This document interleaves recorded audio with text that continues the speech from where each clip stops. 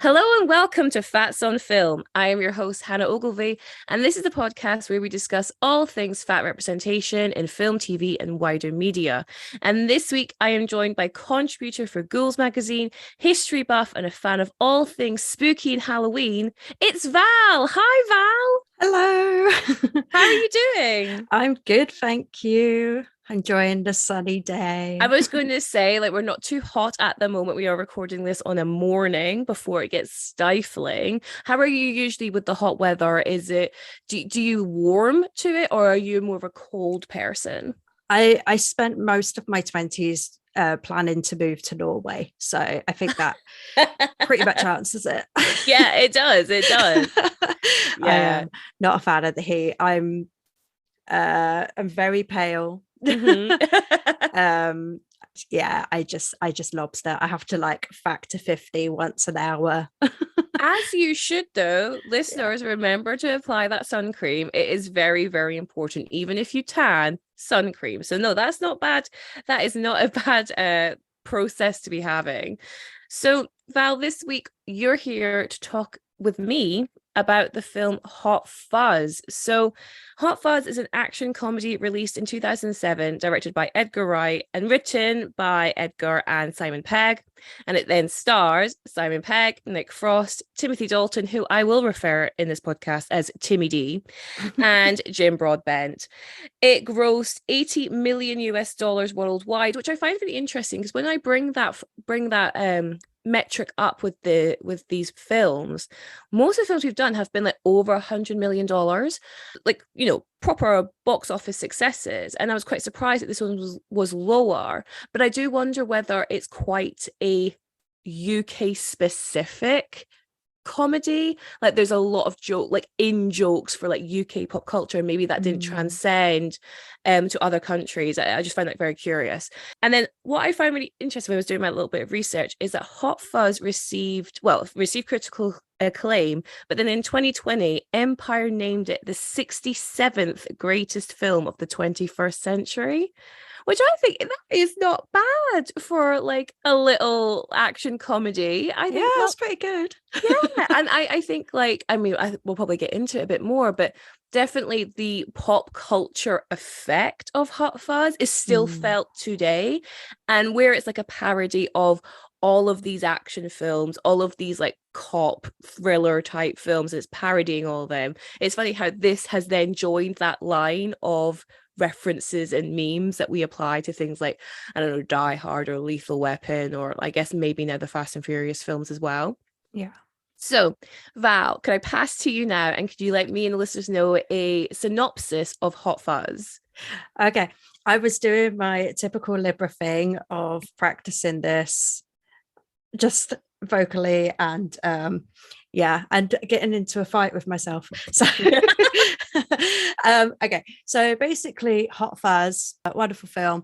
So Nicholas Angel is a police officer at the Met Police, and he's showing them all up, so he gets transferred to Stanford and in the country, and basically it's won Village of the Year 5 times in a row. It's supposed to be this peaceful, tranquil place. There he meets Danny Butterfield, I think his last name is. It's Butterman. That's yes, it. Butterman. And he doesn't quite fit in, but the village isn't quite as it seems. Yes, it's definitely a sinister undercurrent going on. What I find really interesting is all the last names of all the characters are job roles from back in the day. So yes. the Andys are Cartwright and Wainwright. You've got obviously Butterman, there's Shooter, Skinner, there's all these different names going on. Which makes it feel more ye oldie, more I don't know, backwards.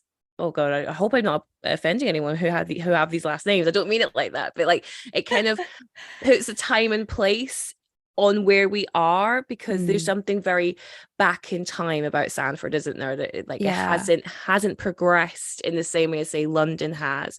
So you have that kind of culture clash between Nicholas coming from London, capital city, vibrant, lots of crime, to this very sleepy back in time town which arguably doesn't even need a police force, or a police service, as we should call it. Yeah. Well, I feel like particularly with small towns, because I'm actually originally from a small town, Okay, and a lot of people would, there's a lot of generations that go back within that town. So kind of going into League of Gentlemen a little bit here, like it's local town for local people kind of thing. Like it's very rare that people kind of venture away. I think especially Stanford, it's such an idyllic place. Like, why would you want to leave? But also, I remember as a teenager, like, I couldn't wait to get away, like, from my town, because like it's great for children, and then it's great for adults, but for teenagers, it's all a bit blah.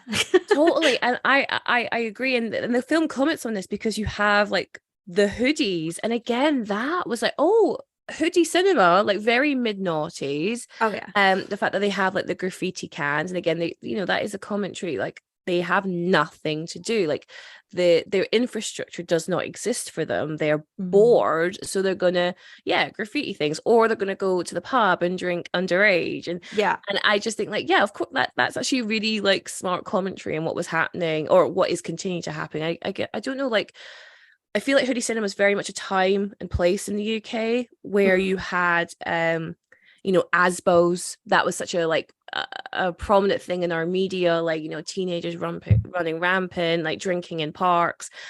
As I'm not a teenager now, I have no idea what the teens of today are doing, but I know for certain they haven't invested anything into like local towns and councils to help that problem. So what happened? What are the teenagers doing of today? I don't think you see it as much in cinema anymore. No, yeah, I mean, that's supposed to be a pretty boring film, just watching somebody like on their PlayStation. Well, yeah, maybe is that what they're doing? And they just, I guess so. Yeah, okay. In the words of RuPaul, take a walk in nature. Yes. So you mentioned just before we hit recording that you have quite a lot of history with this film. So what are your memories of Hot Fuzz? Did you see it in the cinema? Oh my goodness, I don't think I did see it in the cinema. I don't remember seeing it in the cinema. It's one of those films that just always seem to exist in my life. And I'm not actually sure when the first time it was that I saw it. I don't actually have a memory of like who I saw it with. But it was one of those that it was like, it's just there. But one of my sort of like closest memories with it is basically one of my best mates, Will. He is actually in it. Oh, okay. Okay, you did mention this in your email. Yes, please tell us. So basically, he is one of the lads in the pub. And so yeah, you see him, he's quite young, and it's like, oh, and basically apparently Edgar Wright found his laugh so irritating that they use his laugh over that whole pub scene. And it's like, and he's there for like actually on screen quite a while, like he's over Nicholas Angel's shoulder when basically he's questioning the landlords about whether they should actually be in there. But yeah, I didn't know this until obviously I started university. I started university in 2008, and we were all in like the student union. Basically, they were just kind of like, okay, everybody say one thing that's interesting about yourself. And we all had to get into like teams. And I don't think I was teamed up with him, but his stood out because basically, your partner had to say the interesting things like, well, I learned this. And that was the thing that they said about Will. And when I met Will, we just clicked. And yeah, he's still one of my very best friends to this day. And so yeah, every time I watch it, it always makes me giggle a little bit because he works on ships and stuff quite a lot these days, so I don't get to see him very often, so it's always quite nice to see him. Yes. Oh my God, absolutely. Oh, well, thank you so much, Will, for being in this film, for contributing to this film and having, I feel like I can maybe hear his laugh in my memory just Oh yeah. because it's quite prominent in that scene. So, thank you, Will, for having a very interesting laugh, I guess. That's a great memory to have attached to Hot Fuzz. I think for me, I'm actually kind of going to echo your thoughts. Like, I don't really remember it being released. Obviously, Shaun of the Dead coming out before this and kind of put Simon Pegg, Nick Frost, and Edgar Wright on the map for us. And that was such a like sleeper hit where like no one expected it to be as good or as funny as it was. And I read actually in the trivia that Shaun of the Dead was so successful, the studio gave carte blanche to Edgar Wright and Simon Pegg to make whatever they wanted for the next film, which that's amazing. Like, you do not get that often these days. So they decided on Hot Fuzz, and so this was released in 2007. So at this time, I'm living in Spain, so I definitely did not see this in the cinema. So it must have come out at some point. Anyone in the UK knows this film is constantly on ITV2. You will be able to catch it at any time you like. And I think I remember like Timothy Dalton being a really big part of this film. Like, I don't know if I'd seen Timothy Dalton in years until Hot Fuzz came out. I was like, oh my God, Timmy D. Yes. And he is so good in this film, like so deliciously camp and like, scenery munching. I'm just like, oh, I could just watch him for hours playing Skinner. I think he's just so funny. And I just think like as well, I remember the story around Hot Fuzz being like Simon Pegg had to get fit for this role, which again, it's so interesting. So whenever an actor has to get fit, lose weight, or gain weight for a role, it will always be in the IMDb trivia. So the IMDb trivia says Simon Pegg lost over 2 stone, 28 pounds, 30-ish kilograms in preparing for the role of Nicholas Angel. And I find the fact that this is like noteworthy really interesting. Like, we have to applaud Simon Pegg for losing all this weight, and especially where like, and I mean no disrespect to Simon Pegg at all, but especially in this point in his career, he's not considered like a serious actor. Like, he's a comedic actor, and yet this is his commitment to the craft, right? He's committed to getting fit because he's got to like play this incredibly capable and competent police officer. And I just think, especially compared to Nick Frost, who is a larger man, has always been a larger actor as much as I've been aware of him. I think like that there was a very conscious choice to have one slim down and one stay, I guess, relatively the same. And because you got that juxtaposition between like competence and incompetence, and you see it visually between the two actors. How do you feel when Simon Pegg losing weight? Like, I believe like he's kept most of it off for the rest of his career because obviously he's in the Mission Impossible films now, and Star Trek, and Star Trek. Oh, I do like the Star Treks actually. I find it interesting as well because I noticed in this he does the Tom Cruise run at one point, and obviously this is before he's in Mission Impossible, and I want to know if they ever spoke about it. Like, the fact he's parodying like Tom Cruise, like, does that come up? That must be awkward. Yeah, I mean, must have done, because like Hot Fuzz highlights so many other action movies and English movies and stuff like that. So even if it's not quite as like prominent as say like Point Break, then maybe little tiny things like the Tom Cruise run is got to be like that little sort of like, if you recognize it, yeah, definitely. Yeah, it is like, like, are you in on this joke? Like, do you get what we're saying here? 100%.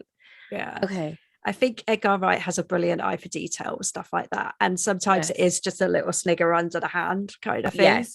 So well, this film, like watching it this time around with this like analytical lens on it, the editing and the sound design really stand out for me. Like, it's so fun and over the top, and like visually interesting. It's just like a treat for the eyes. And just the way the sound design is so like over the top, like even like the clunk of like a seatbelt going in is just so ridiculous. But at the same time, I'm saying that like it doesn't feel like it's taking the piss. It just feels like, like this is just how exaggerated everything is. And actually, in this watching, I'm thinking this is like the story being told from Danny's point of view. Like this is what Danny would say, like, oh, and then then we put the seatbelt on, and then we put the blues on, and then we chase after, and it's that kind of like really intense, exaggerated, but really passionate storytelling, while also parodying the like extremeness of action films. And I wonder, like, say if Hot Fuzz got made today, like how much it would take the piss out of like the Fast and Furious films. Oh my goodness, probably. Yeah. I'll be honest with you, I've never seen a single Fast and Furious. Oh, but so I am currently on my rewatch. If anyone follows me on Twitter, you'll know this. I'm not rewatch, my first time watch through, and I'm on currently just finished 6. I've still got 4. I can't believe I've got 4 more of these damn films, but I'm enjoying it. It's mad, it's bonkers. And I also don't understand how, like, why as a cinema loving audience we've just accepted that the headbutt is an acceptable way of hitting someone, because like it happens all the time. It happens in this film. It hurts. It hurts. This is what I'm saying. Yes. It it's doesn't. So weird. It's not worth that. Like, I'm a massive wrestling fan, and I remember the Undertaker used to do his headbutt, and I remember, oh my goodness, there was this old sort of Samoan wrestler that he was, I can't remember his name sadly, but there's this old Samoan wrestler that he had a match with, and basically he tried to do the headbutt with him, but he was famous for the headbutts. And I think Undertaker, like, it was great because it kind of showed like, oh, it hurts him too. Yes, yes, like, exactly. These are not made of titanium. Our skulls are like they are soft, squishy, like bone. It's going to hurt when you hit that with bone. But not to give people ideas, but if you get it right on the bridge of the nose, it might be worth it. It's definitely a stopper. It will definitely stop somebody from attacking you. Don't go around headbutting people. We do not promote that. We do not condone that. Please, no headbutting. So let's get into this film, Hot Fuzz. We open with Nicholas Angel. He's at the Met, as you mentioned. He's got this sizzle reel of how amazing he is. He's had like 9 commendations in the last 12 months. Or 12 commendations the last 9 months, something like that. And he gets pulled in to the office, and Martin Freeman says like, oh, we want to offer you a sergeant role in Sanford, Gloucestershire, I think it is. He's like, no, I'm not leaving London. And he's like, oh, do you want to put it up? Steve Coogan comes in, says the same thing. Nicholas Angel is still not happy. Then Bill Nighy comes in. Oh, glorious Bill Nighy. And he's like, you're making us look too good. Your arrest numbers are 400% over the next possible person. Yes. And not to get too political, but I did think it was a very poignant message to watch the Met actively get rid of one of their good people in a time where the confidence in the Met is not the highest.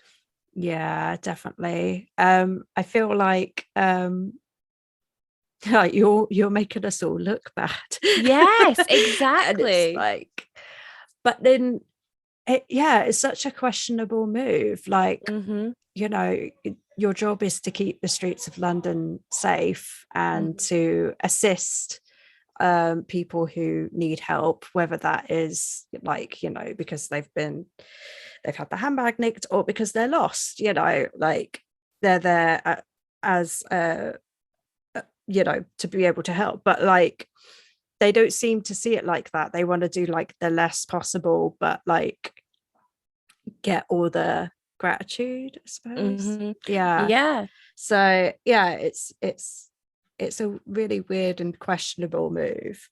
Also, I just want to mention that when Bill Nighy is like, when Simon Pegg is like, you can't just make people disappear, Bill Nighy is like, yes I can, and you just, that little sneer on his nose, you're like, oh, nasty. It kind of feels like he's done it before. Oh, 100%, 100%. Yeah, that little like twitch he does to his face. I catch it every time, and I'm like, oh, there's just that flicker of disdain, and like, yeah, Mm, Nicholas Angel's like a fly that they need to swat away. yeah. So, Nicholas takes the promotion. He moves to the Gloucestershire countryside. Now, I'm gonna apologize in advance. I might slip into a West Country accent every so often. I'm not saying it's good, and I apologize to anyone I offend, but some of these quotes I can't help but hear it in the way that they say it. Also, I really like to know, because I'm not from that part of the country. Are you from that part of the country? I'm from Lincolnshire. Oh, you're from Lincolnshire. Okay, cool. Right. So no, we're not from Gloucestershire. We're not from the West Country. I'd love to know if the accents are good, because I honestly don't know. Like, I think some are better than others just by hearing them. Yeah. But I'd love to hear like what a native person thinks about the accents, because I'm so intrigued by accent in film. I just question why they allow people to do some really shitty accents. I don't know, like as a director or anyone on set, just being like, oh, you know what, take that line again. take it again, try again. Anyway, so he gets to his hotel because his cottage isn't ready to be moved into yet, and he meets the owner of the hotel. She's doing a crossword, and one of the answers is fascism, and she replies, wonderful. I love the next one is hack. Hack. Yeah. Like, oh, excuse bless you. So he goes into his room, he gets bored straight away, he goes back out. And this is where he sees the hoodies loitering by the fountain. He goes into the pub, he orders a cranberry juice, he starts to meet the patrons. And we get this idea that, they don't like the local newspaper. What do they say? Like, oh, he listed her Joyce's age as 55, and I'm really 53. I also just want to No, point out the significance of the cranberry juice as well, tell me. it's not like an apple juice or an orange juice, which is quite sugary. Cranberry juice is often described as kind of a cleanser, keeps your organs like like for UTIs and etc. Yeah, it flushes you out. Yeah, so it's the fact that it's cranberry is really interesting because it's probably the healthiest of the juices. That is such a good point to highlight, and I really do want to get into like Nicholas's relationship with like alcohol and also food, because it is very interesting. But yeah, really, really good point to highlight. So he sat there drinking his cranberry juice, and he can hear like children laughing, not an adult laugh. We can hear Will laughing, and he looks over and he sees all these boys' faces, and they are young men, and then the braces flash and it blinds her. So good. And then so he goes around asking for their age, and they all fluster. They've obviously never been challenged on this before. I mean, like, come on, boys, you got to have your line ready.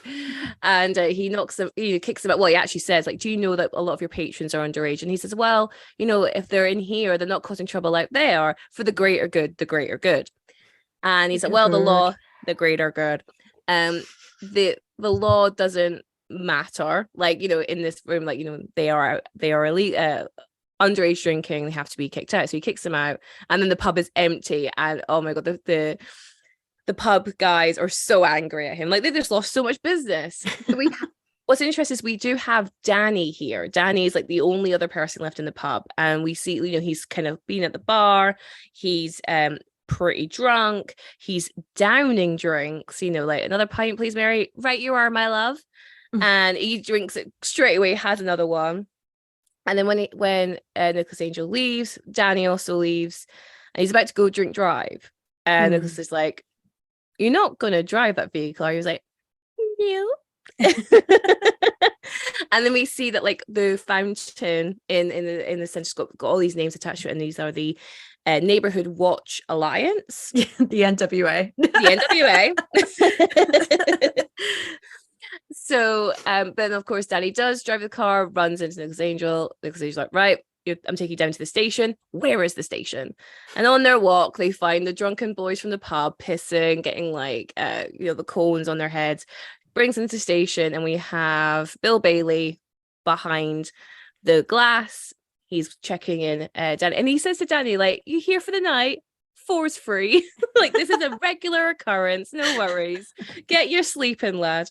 So the next day, this is where also he loves to process, like loves the paperwork, and you hear that a lot actually when you like either like in real life or in a lot of these police shows. There's always this whole idea of like paperwork and how like laborious it is. But I really like how Nicholas like loves it. He has his pen ready. He's like he's got his two. He's like, no worries, I'll get to it. And then the next morning, he actually officially starts his first day, and he wants to go speak to the drunken guy from before. He's no longer there. He's gone. And then Danny pops around with his policeman's outfit on, just like, where is he? And he's like, why are you a policeman's officer? I was like, because I am one. And we realize Danny is a police officer. And again, like, is this a real insight of like, what is the police standard of Sanford, right? Yeah. And not only that, we realize that Danny is the son of Inspector Frank Butterman, who is played by Jim Broadbent. Glorious Jim Broadbent. And he's so interesting. Like, he's just like got this constant smile on. Everything's fine. Almost like a bit of like a teacher vibe to him. Yeah. Like, you know, it's like, don't worry, they'll come round. They're nippers. They'll come round. Oh, yeah. But don't worry, we'll sort it. And we go into the station, we meet all the other people of the police station. We've got Doris, played by Olivia Colman, and I read that Doris was what they used to refer to as female officers as before equality became more of a thing. So that's why she's called Doris. Yeah, we've got the Andes. We've right, these are my favorite characters. I absolutely love the Andes with my entire being. You've got a mustache. I know. I know. It's so good. So yeah, like you got Andy Wainwright, Andy Cartwright, and then there's a few others that I can't remember their names. Saxon. Saxon the dog. I'm so sorry. We've got to remember the doggy. I'm sorry. You are right. We've got to remember the dog. And everyone's eating cake, and they offer Nicholas cake, and he says no, thank you. And apparently they say, this is for Danny's indiscretion. And he says, well, I hardly call driving under the influence an indiscretion. Is oh no, this is because he misplaced his police hat last week. For last night's indiscretion, well, let's just say we won't be short of Chunky Monkey for the rest of the month. and Daddy's just like, oh, Dad. Oh, Dad. It's just like, yeah, it's really weird because it's like, does he not like dessert? So is that a punishment for him? Like, is there a memory attached to it? Like, why is this a punishment for him? It's an interesting it's an interesting thing. Yeah, totally. I think there's something in there. I don't know whether he's embarrassed that like he's like showing up Danny already to Nicholas, like the fact he's now almost become a bit of like a dessert. He's like the treat boy of the office. He has to come in and ply the I say the office like as it is like an office environment, like the station with treats. And I was finding it really interesting, like everyone is eating this cake. You know, when he first meets the Andes, you've got Paddy Considine in the background just like this with his like cake, like and it's just so funny. And Nicholas actively refusing it, you know, and going back to health conscious food decisions, you know, with the cranberry juice, he's saying no to the cake for a reason, and he is judging everyone else for eating the cake. And then you hear about the ice cream, and again, like there's nothing really, you know, he doesn't really say anything, but it's all kind of on his face, like, well, why is like food such a big thing here? And then that's when Frank says, oh well, it's 11:30, it's your first day, I make that lunch. And again, it's this idea like proper like laziness, you know, they're not actively working, they're treating this more of like a social occasion, like, you know, they're bringing in cakes, they're bringing in ice cream, they're going to lunch early, like they're not actively policing. And that is so different to what Nicholas has been doing in London, right? I feel like I think it's the contrast between London and the country in terms of like, so, you know, in Stanford, as far as they're concerned, there isn't much to do. They're more just kind of like, they're there, and they'll do a few little things like the missing swan or someone cutting someone else's hedge. Whereas Yes. in London, he has to stay fit to be able to chase down people, and to at a moment's notice, and to and also like just this constant need to stay alert, like I don't have time for this because we could get a phone call any second. Whereas I think in Stanford they're a little bit more kind of like yeah, it's that the pace of life is very different, isn't it? Yeah. And the stakes are different. Like you say, like in London it could be something just because of the population of people, like there's so many people in London, like I guess bad things could happen around every corner. Whereas in Stanford, like everyone knows everyone, people probably leave their doors unlocked because there's just no threat. And so having to adjust, if you think about Nicholas growing up in London and working there, he's probably had this like real survival instinct on, and coming in Stanford where he doesn't actually need that on all the time. So a real adjustment period. And then I think also, behaviors come from the top. So I think with yes, it's a really good point. Yeah, I think with the Jim Broadbent's character, basically, as far as he's concerned, if there is anything bad, the NWA is going to deal with it. Yes. So he doesn't have that worry or concern because he's like, that's okay, we'll just blow up the house later. Well, this is it because he says, like, when we get introduced to the NWA and we see the CCTV everywhere, and the head of, I can't remember the names, I think it's Frank, no, it's Frank, whatever, it doesn't matter. He says, he's like, oh, the living statue was here again. The hoodies were loitering on the fountain. We've got to do something about them, Frank. And that's where Frank's like, oh, don't worry, like, we'll get to it. And he says to Lucas, oh, we like to let them think that they run the place. And it's like, well, they do. Like, again, we don't know that at that time, but yeah, they actually do run the place. And yeah, you're right. Like, so the police service, I really want to say police force, but then I have Nicholas Angel in my head going like, official vocab guidelines say we say service. Yes. So like, yeah, the police service are just a front, and the actual disciplining, and I'm using air quotes, disciplining, is happening by the NWA, and just by straight up murdering anyone who puts a toe out of line. Yeah, I think there's just something as well that I kind of wanted to get into a little bit later in terms of like Danny and stuff as well. But I think with the dessert and like, what you were saying before with the NWA doing the actual punishment, whether it's the police be in the front, I think the dessert as well is almost sort of that, like he's kind of looking after his children, and Danny is sort of like, for lack of better expression, the biggest child of all. Because definitely it's his baby. And I think that's also where like the desserts come from. It's like, well, I need to treat them, and they're completely clueless. They're all completely innocent. Yes. They don't know what's going on. So it's also that innocence of a child.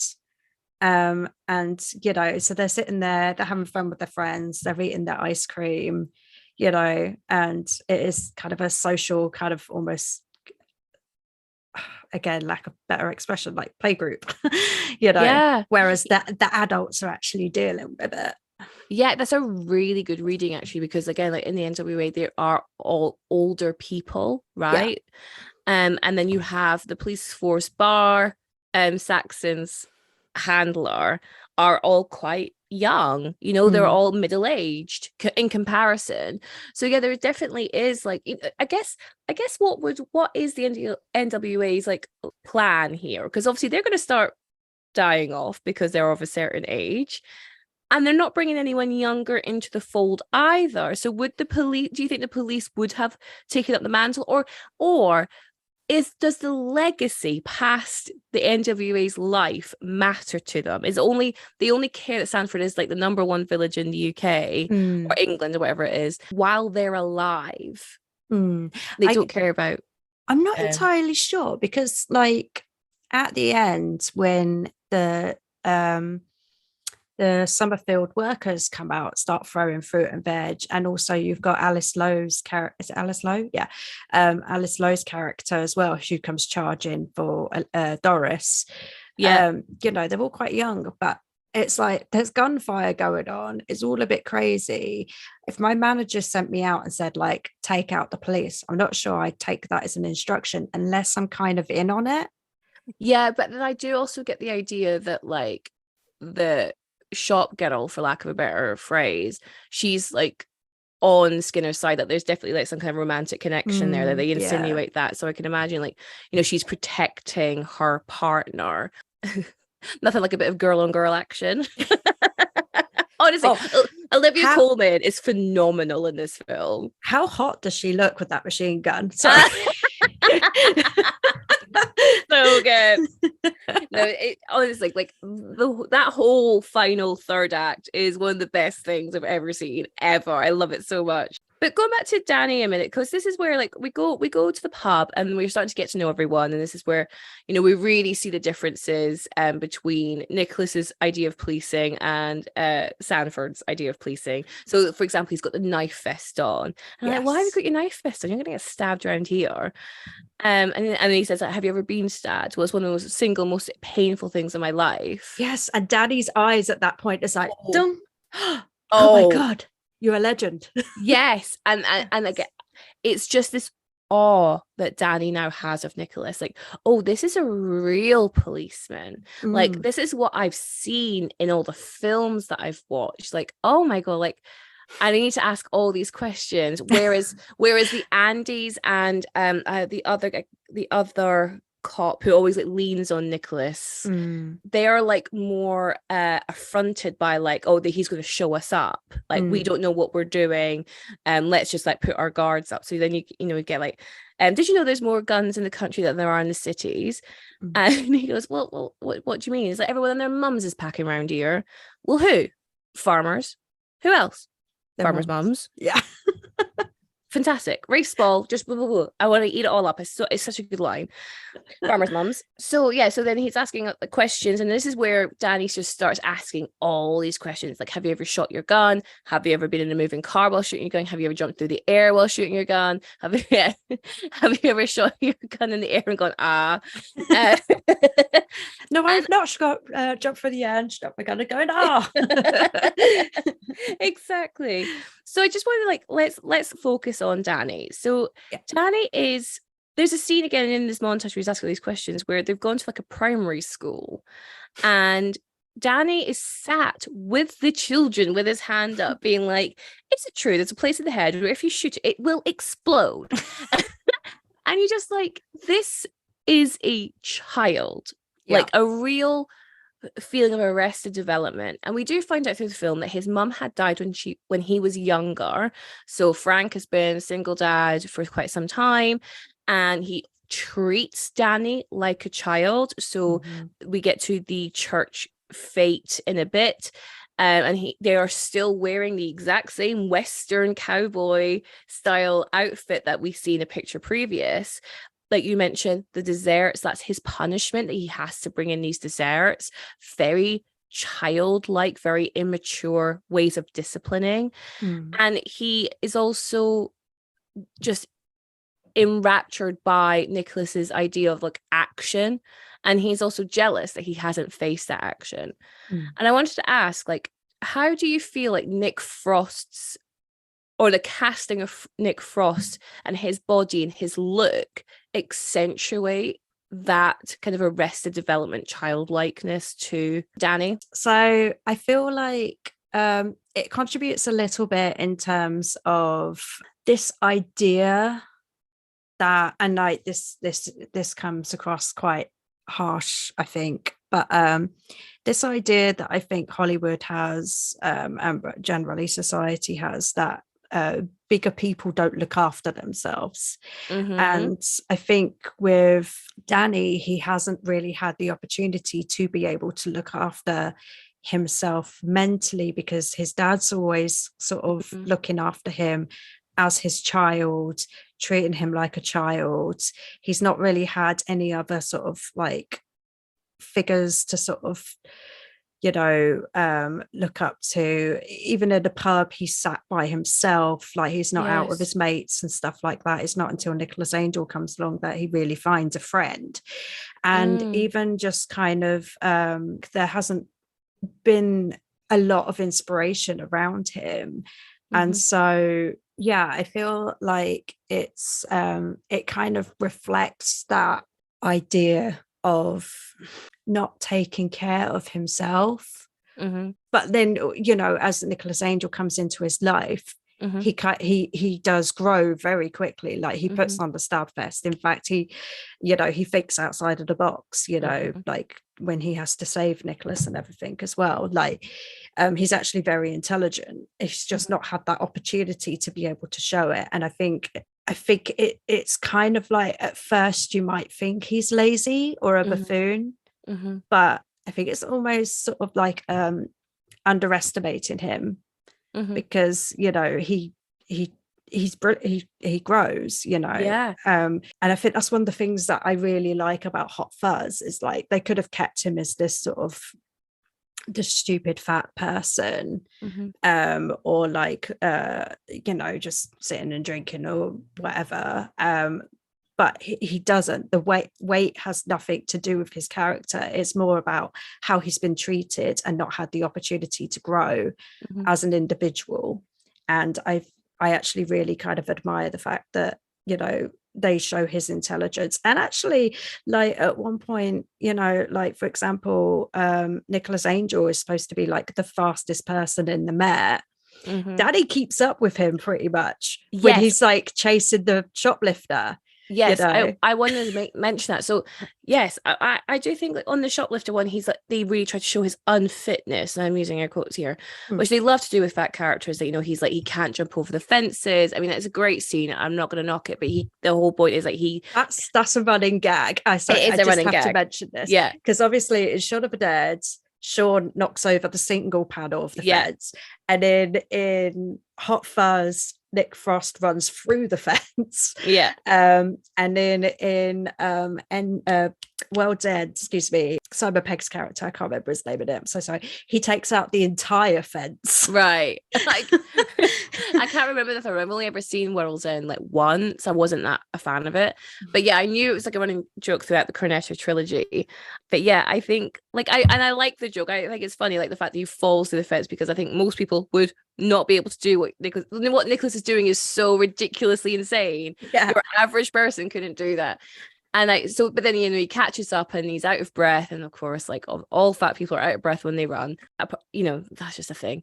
And I think, again, what's really interesting about Danny's character is Nicholas needs Danny the same way Danny needs Nicholas. So you're right, Nicholas unlocks all this potential for Danny, and where he's been forced into this childlike role by his father, he realizes that, oh, actually, no, there is so much more potential in me. And I totally agree with what you're saying. He is so quick to pick things up. So he'll repeat things he's heard from Nicholas straight away. And not because he's parroting, but because he understands it. So, like, when they start saying, oh, we shouldn't say accident anymore, it should be traffic collision because an accident denotes that there's no one to blame, he picks up straight away. He says it because he understands. Or like, oh, we can't take gifts from someone we've officially rebuked, when it comes to Martin Blower and Eve Draper's Romeo and Juliet. I think, like, all that makes so much sense for his character. And you see, like, his expansion of, like, what it is to be a police officer coming in. And again, we hear the reason why he became one is because of his dad. So like, his dad has enforced all of these decisions for him. He hasn't had to make any decisions for himself, and that possibly could be really, like, depressing. And you see that through him drowning his sorrows. Now, I'm not saying sorry, go on, please. I remember the thing that I was going to mention before, but it links to this as well. Perfect, which is when we go to Danny's house, he's lived there for 5 years and he hasn't unpacked. Exactly. And I don't know if that's because it could be construed as laziness, but I think it's also just partly sort of like maybe he doesn't quite feel like he belongs. Yeah. And he doesn't really know where he wants things to be because he's not had that inspiration. Yes, exactly. And I guess even also like bringing in like the whole like hoodie thing idea, if Danny was a teenager through this town, there was nothing really for him to do as a teenager. He might have been one of them hoodies himself. And then like, he's like, oh, well, I guess I'll just be a policeman because that's what my dad is. There's no actual ownership of his life. And I think they use his body to reflect that, to what you're saying, like, let himself go, and I'm using air quotes. But then they subvert that by making him, like, again, like they really do play this idea like, oh, he is a child, he is a buffoon, with the monkey toy that he gets at the fete, and some of the things he says are so childish. But then he subverts that by being able to understand the idea of police work, and especially at the final act where he keeps up with Nicholas. Every time they run towards something, they're running together. Yes. They jump out of Skinner's office into the skip. He does it no problem. So like from a physical point of view, no issues there. He's able, even though I can imagine he's probably not had any marksman training, because oh my god, the doctor's foot. Yes, exactly. You're a doctor, goodness. Deal with it. I just think like all that, like he really comes into his own. And I think it's really important for Danny to, like, obviously like his character development is amazing, but also the reason why he's so important to Nicholas is because he knows everyone. So like, when he arrests the shoplifter and he's like, oh, that's my like mother's aunt's brother sister's boy or whatever it is, but he needs to know everyone. Like he knows about Michael, he knows about the guy with the green puffer jacket, and they're like, oh, what's under there? We need his insight. It's important insight, but it doesn't have to stop there. It can expand and grow as Danny does throughout the film. Well, we could come back to Danny as the film goes on, but I really wanted to hit that there. So we end up going to Summerfields. Oh my god, Summerfields. I was like, when I watched it, I was like, does Summerfield exist anymore? I don't think it does. No. We used to have one in Spalding, and then I think it became a Boots. I think it got bought out by Morrison's. I'm not entirely sure. What, please do correct me. No, I have no idea. I didn't do any research into Summerfield. I was like, oh, I don't know. I'll just leave it at that. Yeah, we had a Summerfield in the town I grew up in Scotland, Blairgowrie. There was a Summerfield there, and it wasn't our go-to shop, but we would go there if like Tesco didn't have anything, So nice. This is where we meet Michael Armstrong, played by Rory McCann of Game of Thrones fame now, and he is a mentally disabled person, and they say he has a mind of a child. And again, I find that really interesting. We have that comparison between Danny, because I would argue Danny has a mind of a child for for a bit until he starts to like mature and expand, whereas Michael doesn't get that same level of grace, and he is played for laughs. I think this is one thing this is one thing I always pay quite close attention to, because as I mentioned to you before the podcast, I'm very my mum and my brother are both disabled. Yeah, basically I always kind of look out for things like this as well. Sure. My representation of disabilities and stuff as well. So my brother's autistic, and basically one of the things that people used to say about my brother many years ago was, oh, he has a mind of a 3-year-old. Oh, interesting. And it's like, actually my brother's quite intelligent, he just can't communicate that, and he has different ways of communicating that. It might even just be a side eye, which I've seen on many occasions and has actually put me into like fits of laughter. So like one story is we went to look at his new respite center, and basically social worker grabbed his hand and started skipping with him, and like rocking his hand and being like, oh, it's like a little school trip. And my brother, who was 18, turned around, looked at me because I was walking behind him, proper rolled his eyes back like, oh my god, this woman, and then like carried on walking. And I couldn't stop laughing because I was like, the fact that he Wow. understood that he Yeah. was being treated as a child, but he's just, Patronizing. yeah, Yeah. and he was just like, okay, whatever. But like he can't actually say okay, whatever, but the eyes kind of said it all. But Oh, that's so yeah, fascinating. I find this a little bit with Michael, and one of the things that I found really interesting is with Nicholas Angel, and at the end when he's like, is this what you really want? And Michael's like, yup. And it's like that actual kind of understanding. It's like he does know what he's doing, and he does understand, and he does have opinions. So I'm going to ask him, because I'm not going to beat the crap out of him for no reason. Like maybe like he's just being told to do this, and this is not actually what he wants. But the fact that he's like, yeah, no, actually I do want to kick the crap out of you.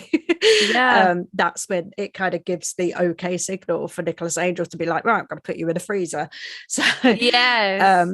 but yeah, I think it's definitely, but like in terms of society, there will kind of like, I always kind of found it in my experience of like, look at people as sort of like, oh, well, they don't understand, therefore they're like a child.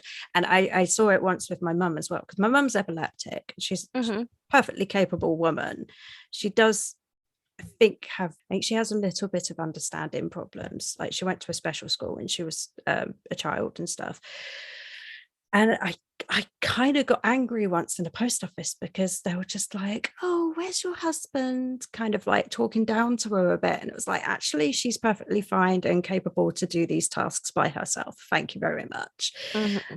So I'm not mad at Hot Fuzz for their representation, because it actually is society's representation of how they talk down to people with learning difficulties. That's a really good point. I think what to add to Michael's character as well, when we have the ending where we kind of see all of the NWA being being arrested, being processed, and they're all getting their mugshots taken, and they're all like at the camera, and they're grimacing or whatever it might be.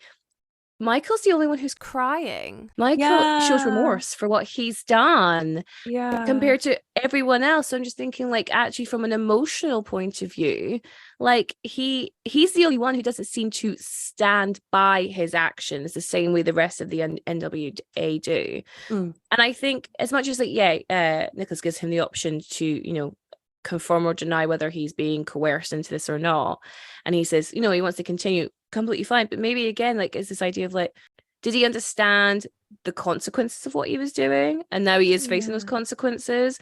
There's definitely, like, I think from a Skinner point of view, he and the NWA's point of view, they are using Michael's strength and intimidating stature to their benefit, not to his benefit. So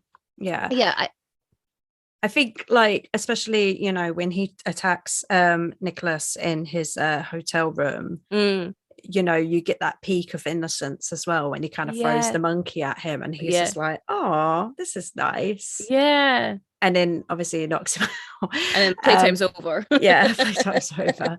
But so there is kind of this it's weird because, like I said before, like he asked him, like, is this what you really want? But then I'm not sure he fully understands, like you said, the consequences of it. So maybe it is what he wanted at the time, but now he's realized, like, it was wrong, and now he's gonna have to, like, pay the price for it. He's like, oh no, I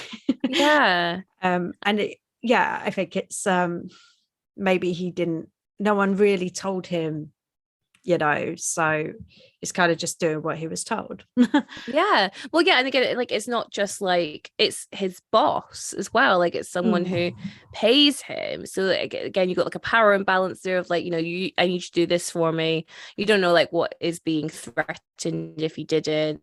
Compare Frank and Danny's relationship. It's very similar to Michael and Skinner's relationship, where you have this older man ordering the younger man around, and for the older man's purposes. So like, Frank is really like encouraging of Danny to like, stab Nicholas Angel towards the end, get rid of Nicholas Angel. And then when the siege happens at the end of the film, he says to like Danny, like, please, move away from the sergeant, you will do as you're told. But Danny is able to stand up to his father. Yes. And I also think that scene is really important because you know how you were saying earlier, like Danny needs Nicholas, Nicholas needs Danny. Mm-hmm. I'm not sure he would have convinced the other police officers without Danny. Very good point. Yes, because, and again, it comes to this idea of like, well, Nicholas is an outsider. Why would we trust him? But Danny, they know that they've probably grown up with Danny, right? They probably went to school with Danny. And if Danny is willing to turn on his dad, then that adds a lot of weight to what Nicholas is saying. And again, you have, he reckons you got something there. And it's like, Yeah.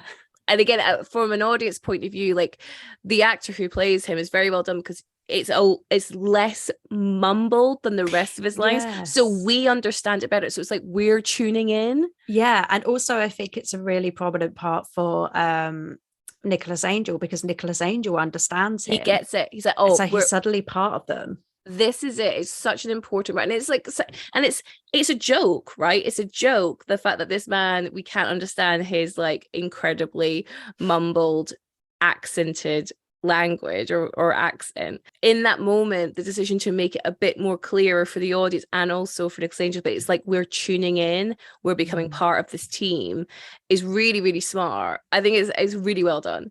Anyway, back to the story.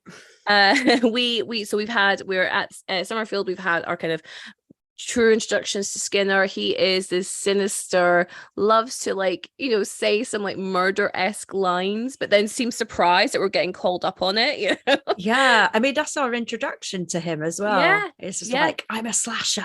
You should arrest me. So and then Nicholas clocks that someone's shoplifting. He goes on the chase. The way he throws his cap is so funny to me. And we go chasing. We have the fence scene. We arrest him, but Skinner doesn't want to press charges. And Skinner says he doesn't want it to be another crime statistic, and he's going around giving people cookies or biscuits. And Nicholas refuses. Interestingly, Frank says, "Don't worry, we'll take care of it. Like, I'll make sure everyone gets their just desserts," is what he says, while he has like a bowl of ice cream. We then, I think this is where they're doing the speed camera watch, and we see a car fly through it. What was it? 47 miles an hour in a 30 zone. And they do their car chase to get it. It's over in 5 seconds. But Danny's like, that was amazing. Like, that's the most excitement he's ever had in his life. And this is where we meet Martin Bloor, who is the village solicitor, and Eve Draper, who works for the council. And they are in the Amdram Society, and they have a dress rehearsal they're rushing to for Romeo and Juliet. Sorry. This is where we have this is where we understand the importance of the black book notebook that all police officers have. And this is Nicholas' teaching moment. Says, Danny, this is the most important tool you have. Chekhov's notebook for later, I guess. Then we get to the end of the day, and Nicholas says, I'll go water my peace lily.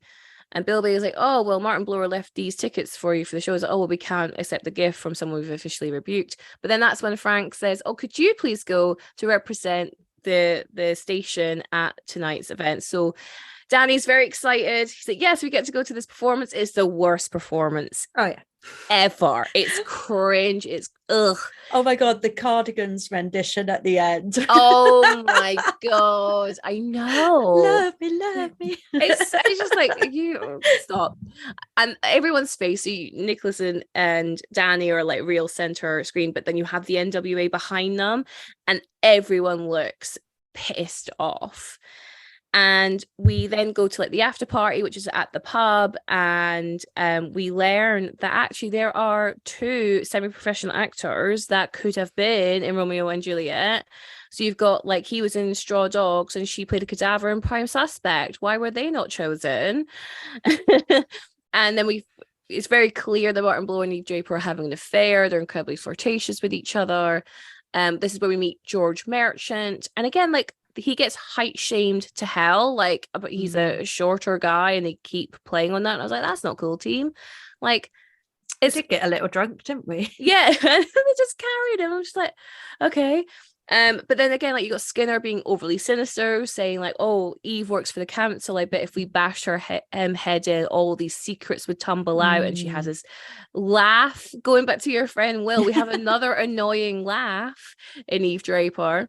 The team everyone goes home, and we have Eve Draper and Martin Blower are backstage, and I guess they're having a bit of like a romantic rendezvous. And that's when they get a knock at the door, and this cloaked figure comes in and hacks them all to death. One thing I love about this film, Val, I love the gore. Yes. It's oh my so goodness. fun. Yes. It's a proper just splatter fest. Yeah, it really is. I mean, I just find it really interesting because I wouldn't say like action films are known for their graphic deaths in the same way that horror is, but they like mesh these two like genre tropes together for this, and I just think it adds to like the silliness of it all, you know. I don't mean that like maybe I'm a bit of a gore hound, I don't know, but I was like, for me, I'm like, oh, that's just really fun. But saying that, my partner is always a bit like, ooh, okay. But then we get a call, and we're being brought to a traffic collision, and Eve Draper and Martin Blower are all in their convertible car. It looks to be that they skidded off the road. They've hit their heads off the sign, and they've decapitated their heads. They've got their heads just on the road in the car in the bushes. And this is where Nicholas comes into show, like, okay, we should cordon this off, blah blah blah, you know, do all the police things we need to do. Skinner drives by. What is he playing? I can't remember what he's playing, but he quotes Romeo and Juliet. You've got it. Yes. And they're just like, how do you know? And he's like, oh, you know how it is. News travels fast. Yeah. And then I think it's the farmer guy or the doctor, I can't remember, who goes past and is like, oh, Daddy, what happened? He goes, traffic collision. He's so much more sinister than after Merchant's one as well. He goes past at the fire. Yes. Yes. It's like, so smug. I know that like this is just a film, but truly, does Skinner want to get caught? You know what I'm saying? I think it's that serial killer trope, though, where a serial killer kind of wants to like, it's almost like a cat bringing in its kill. It's kind of like, here it is. What do you think? Woo! And it's almost like a piece of art, and they kind of want to show it off. Oh, yeah. It's very interesting because he's the only one who's playing this game. Like all the other NWA members aren't teasing Nicholas in this way. And so yeah, you're right, it's like he is toying with Nicholas, with I mean, I guess Danny to a certain point by now, going like, oh, like, is it me? Could it be me? Are these not all just accidents? Who knows? We'll never know. So yeah, so that's when Eve Draper and Martin Blower have been killed, and Nicholas really implores the Andys to do some investigative work because like there are no skid marks, meaning that they didn't break, and obviously they laugh and like, who's being childish now? Interestingly, I think it's Paddy Considine's Andy calls Danny Tubby in this moment. So we get a bit of body shaming, which isn't great. No. And then someone calls Doris a policewoman. And Nicholas says, oh, we shouldn't use policewoman. It's a police officer. We shouldn't use gendered language. And I was like, oh, gender neutral. This is a bit before its time. I love this. And then we go to the pub, and Nicholas agrees to have a pint. Yes. But I feel that's almost like because he's starting to warm to Danny. Yes. So it's kind of, rather than a sort of frustration thing, it's more of a sort of like comfortable place. He's in more of a comfort place where he feels that he can just let go a little bit. Definitely. I think just because I've just forgot a bit, in the Andy scene, Danny mentions the fact that clearly having an affair, because the most believable part of the play was when they were kissing. And again, that's something Nicholas mentioned earlier, and I think like Nicholas is really starting to see like how Danny is so eager to emulate him and willing to grow and willing to listen. And I think because Danny is meeting him somewhere, I feel like Nicholas is encouraged to meet him somewhere. And you know, drinking is a yeah, so I think like, you know, for a lot of people, drinking is sociable, it's bonding time. And I think Nicholas either subconsciously or consciously recognizes that to meet Danny halfway, he, you know, should drink and like bond and socialize. So this is a really big moment, and then they start getting the pints in. These are £5 for 2 pints. I just want to point that out. Yeah. I was like, so funny story. Just to divert from a little bit. Yeah. First time I ever took my other half back to Lincolnshire to like meet my parents and all that. Obviously, he's born and raised London, and basically, so I got us 2 pints from an old pub that I used to work at, actually. Oh, fun. And when I went to pay for it, he kind of tuned back in. He was like, "Oh, you're just getting yourself one." And I was like, "No, this," because it I remember it was like $4.95 or something. There you go. Yeah. And I was like, "No, this is for both of us." And he was like, "What?" I was like, "Yeah, like we're not in London anymore." No, that's it. Yeah, it is wild. I would definitely have like people who come up north to see me, and they're always like, "Around is so cheap here." I'm like, thing is, like, it's all relative, right? Like, it's not necessarily cheap, it's just like, you know, people don't earn as much here. Yeah, people don't earn as much as they do in London, so like prices like fluctuate to compare to that. But yeah, it is always a nice shock when people from London come up and like, oh this is how it could be. Yeah. So this is where George Merchant is also getting pretty drunk because he is mourning the loss of his friends, Martin and Eve. And Frank encourages Danny and Nicholas to take him home as he's had enough because he's pissing on the fruit machine box. Yeah. Yes. Can I just mention the fruit machine as well? Because we hear it at the end when they're in the pub, and you hear that, but you also hear that in Shaun of the Dead. It's because you hear it in Shaun of the Dead. Yeah. Yeah. I love that sort of running little. Yeah. Again, but the sound design, it's so intricate. It's brilliant. Sorry. No, but again, it's like to what you were saying before, like Edgar Wright's eye for detail is just so good. So good to like think of that is so smart. So they carry George Merchant home. He lives in this massive house, and he goes, "How much do I owe you?" 20 quid. Passes it back to him. "Here's your change." Fantastic moment. And he goes in, falls in, and we leave him as Nicholas and Danny head back to Danny's house, where they're going to have a few more beers. And Nicholas has like got a real taste for the beers by this point. And while they're kind of like, you know, they're chatting, talking about like, you know, Nicholas never switches off. He doesn't know how. Danny's going to show him how to relax. And we get Point Break, we get Bad Boys 2. Well, which one do you think I prefer? No. Which one do you want to watch first? we will be doing both. We're having a double bill. Yes. And while this is happening, we know that George Merchant is in his house, and he gets attacked by a hooded person. And while he's, I guess, bleeding out, they've put on some bacon, they fry up some bacon, put on some beans, and they rig it so that the house is going to explode. So then Nicholas and Danny wake up the next morning, obviously being called to the crime scene. And the doctor said, like, "Oh, this is what you get for like doing like a midnight fry up, you know." And he says something like, "Yeah, you shouldn't eat after like midnight." And then that's when Doris goes, "I don't know. I don't mind a midnight gobble." And then you've got the other guy who just goes, "Cocks." I love it, does that earlier as well. And he just goes, "Tits." Tits.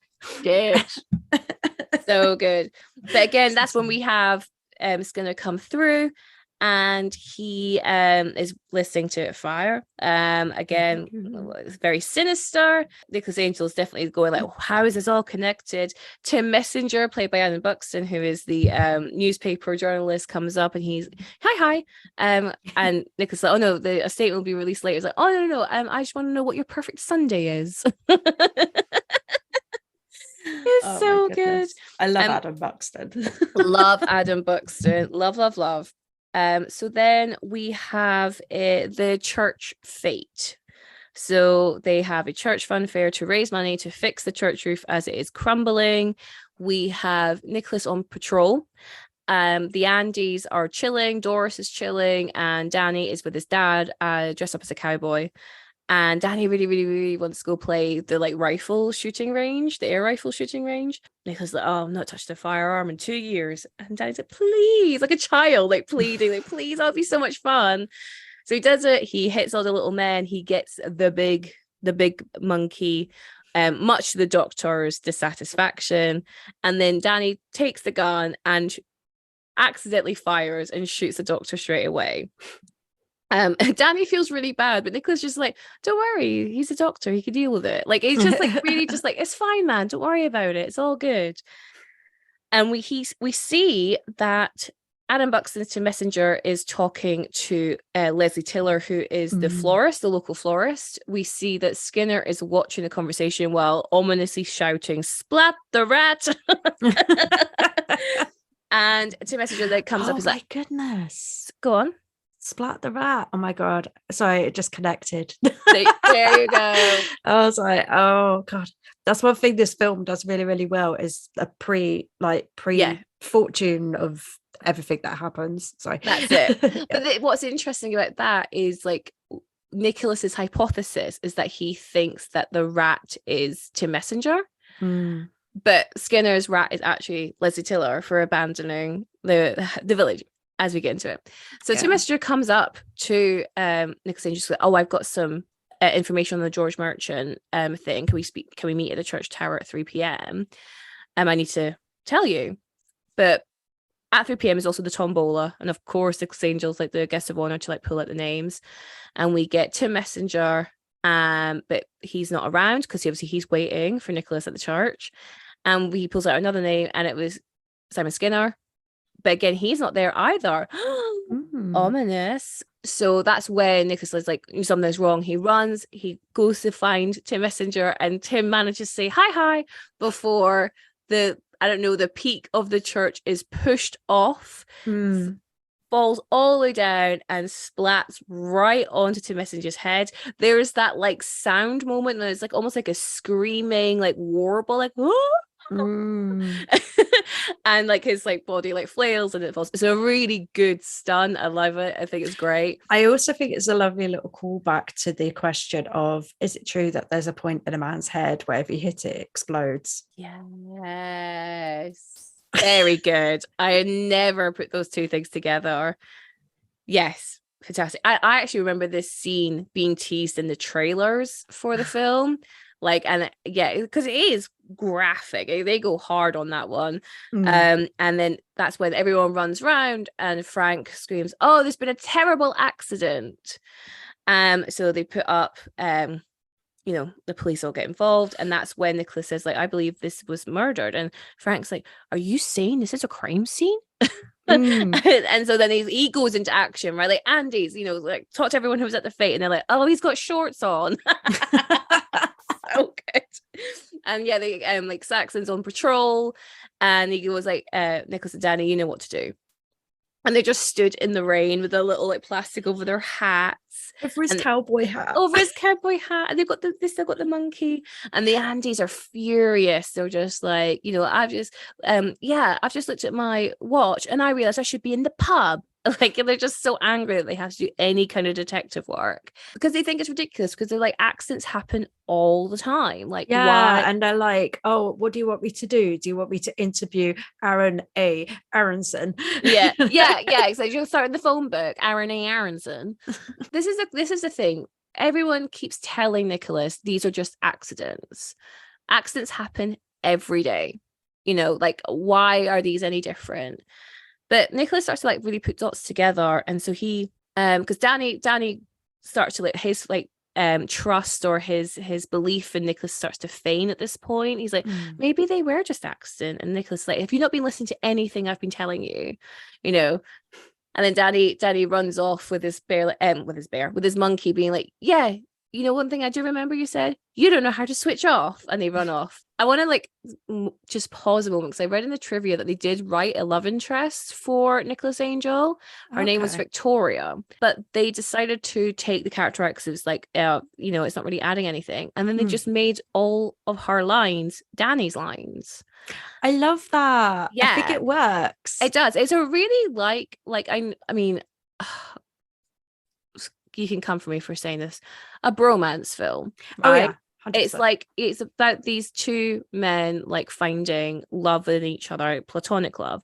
And what was really interesting, I found as well, like when I was watching the bloopers after this film, there are so many bloopers of when Simon Pegg and Nick Frost feign making out. And it's like, oh, so you get that this is like super homoerotic, like your characters are falling in love with each other like massively. So yeah, I have the DVD here. Oh, there you go. I haven't watched the outtakes. Oh my god, get on now. Get on. They're very, I don't know how they got anything done. I know everyone says that when you watch bloopers, but like truly, I don't know how they got anything done because they're constantly laughing. So that's actually actually how Nick Frost got the job in space, because basically Simon Pegg, I think they were looking for somebody, and Nick Frost was working as a waiter, and basically he made Simon Pegg laugh so much, he was like, he's perfect. We need him. Oh, that's nice. I like that. That's a really nice like origin story. So the next day, Nicholas and Danny kind of reconcile, and Danny's like, tell me your theory. So Nicholas starts theorizing, you know, why are all these people connected? So we have like Eve Draper from the council, Martin Blower who is the solicitor, George Merchant, who's like a millionaire, but like possibly involved in like property development or any kind of like money scheme. And then you have Tim Messenger, who knew something. So this idea of like, well, how are they all connected? Like, they were all working together. We know that there's a bypass being built around Sanford. What would that mean? Who would be nervous if that was to happen? And what, you know, building a shopping center on a bypass, as we often do in this country, who'd be angry at that? While this conversation's happening, they're back in the station, and we get there's been reports there's a fire in the station, and a birthday cake comes out. It's actually been Danny's birthday today, and he hasn't said anything. And Nicholas is so upset. He's like, why didn't you say? And he's like, oh, well, we were working, weren't we? And the thing is, I don't think Danny has any qualms about spending his birthday doing this, because he's learning. This is what he's always wanted to do without realizing it. So I think that actually this is actually a really nice birthday for him. But Nicholas feels very like guilty. Thank you, guilty, because he's not been paying attention to his partner, you know. So he's like, oh, I've got to go get him a present. And he's like, oh, I'm just gonna go off on a personal errand. He fires up the blues and like races towards Leslie Tiller's the florist shop, and he asks for a Japanese peace lily for Danny, which is just so lovely. Like, the sentiment behind that is so nice. Like, he's like, I've got one, it brings me so much joy, I want that for Danny. And because he had mentioned in his house, you should get some house plants for your house, so he is like contributing to that. And so this is when we get the conversation with Leslie. Very important to note, he has left his black notebook in the car. Come on. I did not spot that. he leaves it because he thinks he's not on duty. He's like, oh no, I don't need this. I'm just going to go get this peace lily. But of course, this is where Leslie lets all these secrets out that she finds out that her land is super, super valuable because of this bypass that's being built. And George Merchant and Martin Blower offered her so much, like X amount of money, but then she found out actually it was worth even more than what they offered her. And the way she tells the story is really funny, because she keeps on, like, every time she mentions their name, she goes, God bless him, God bless her. Obviously, Eve Draper being part of the council, she's planning permissions, anything that's being submitted, so she has all these secrets, as Skinner mentioned earlier.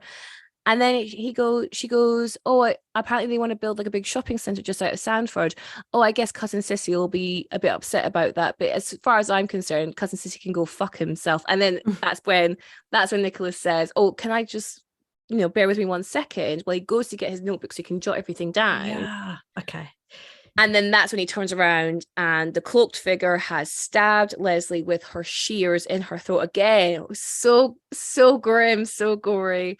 And that's when Nicholas goes, "Stop in the name of the law," and like throws his baton through the door. And then we have this great chase scene through the kind of garden center part.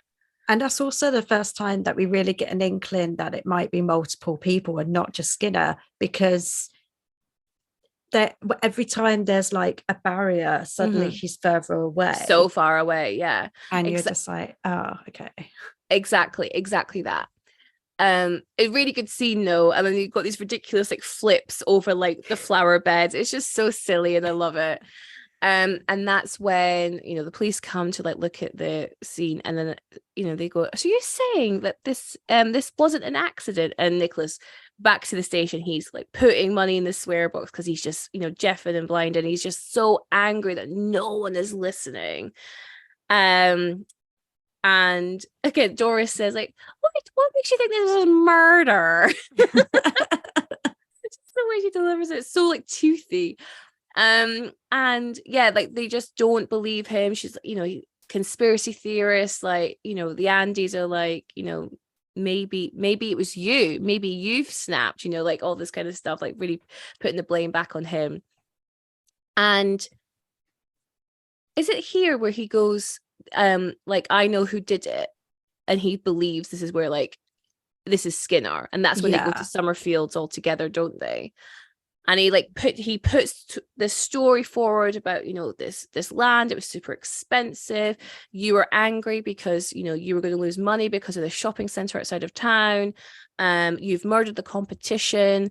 You know, you've been saying these things, like you were outside, you happened to be driving past the traffic collision, you happen to be driving past George Merchant's house, like, you know, you're at the scene of the crime, like it's you. And I can prove it because we see that when he's chasing the cloaked figure, they catch themselves on some glass. So he's like, I've got to find the scratch on Skinner's leg, and Skinner's legs are clean. And he even says like, "Oh, well, you can check the CCTV and you'll see that I've been here all afternoon."